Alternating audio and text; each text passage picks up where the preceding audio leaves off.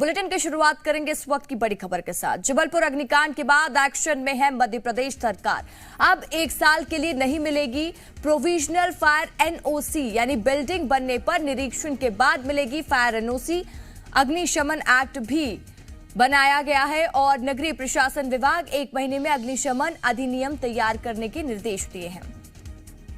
तो मध्य प्रदेश सरकार एक्शन में है। जबलपुर अग्निकांड के बाद अब 1 साल के लिए नहीं मिलेगी प्रोविजनल एनओसी।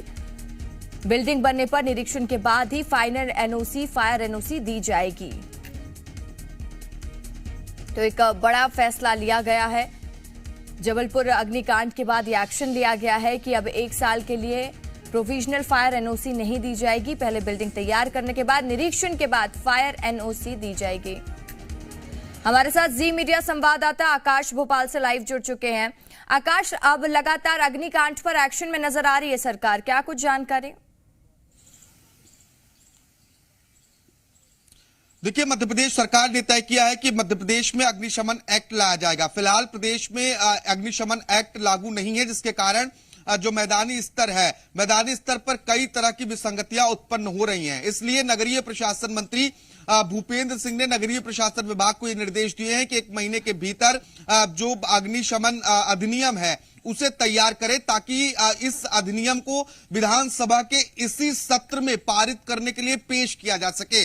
उसके पहले ये अधिनियम कैबिनेट में लाया जाएगा। कैबिनेट की मंजूरी के बाद विधानसभा में पेश करके पारित कराया जाएगा, ताकि प्रदेश भर में जो अग्निशमन एक्ट है वो लागू हो सके। फिलहाल प्रदेश में कोई अग्निशमन एक्ट लागू नहीं है। ऐसे में जो फायर अथॉरिटी हैं वही एनओसी देते हैं। खासतौर पर जो प्रोविजनल एनओसी जारी की जाती है उस पर नगरीय प्रशासन विभाग ने अब आपत्ति जताई है। मंत्री भूपेंद्र सिंह ने कहा है कि ये प्रोविजनल जो एनओसी है ठीक नहीं है, इसलिए प्रोविजनल एनओसी देना बंद किया जाए।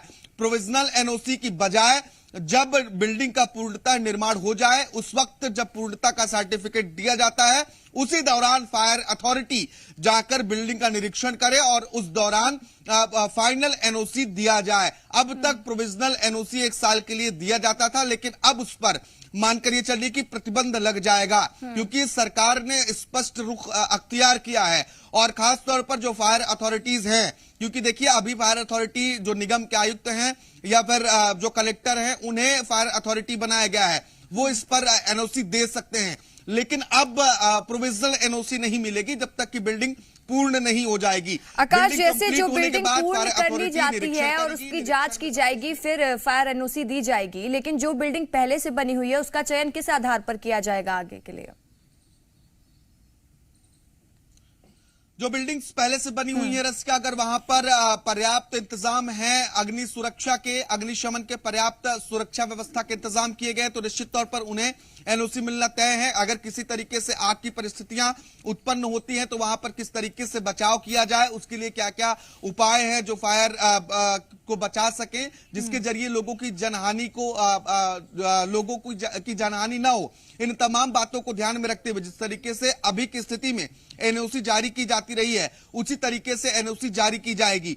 और जब अधिनियम लागू हो जाएगा, यानी कि अग्निशमन अधिनियम मध्य प्रदेश में जब लागू होगा विधानसभा में पेश होने के बाद, तो एक नया दायरा तैयार हो जाएगा। फिर उस अधिनियम के प्रारूप के अनुसार एनओसी पुरानी जगहों पर भी और नई जगहों पर भी दी जाएंगी, जो रिन्यू होती है, क्योंकि एनओसी एक बार नहीं बार बार रिन्यू होती है। तो ऐसे में उसके बाद नई अधिनियम के अनुसार ही उसे रिन्यू भी किया जाएगा और नई एनओसीज भी दी जाएंगी।